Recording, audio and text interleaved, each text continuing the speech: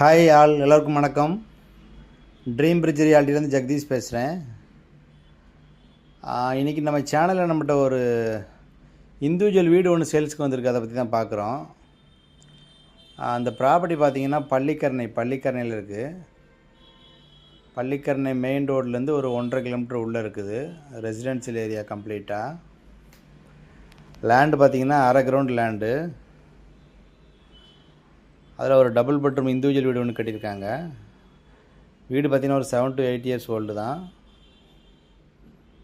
Land building ரெண்டுமே approved. கீழே 2 bedroom வரும் உங்களுக்கு. ஹாலு, கிச்சன், பெட்ரூம் 2 பெட்ரூம் அட்டாச்சாக வரும் உங்களுக்கு. ப்ளஸ் பின்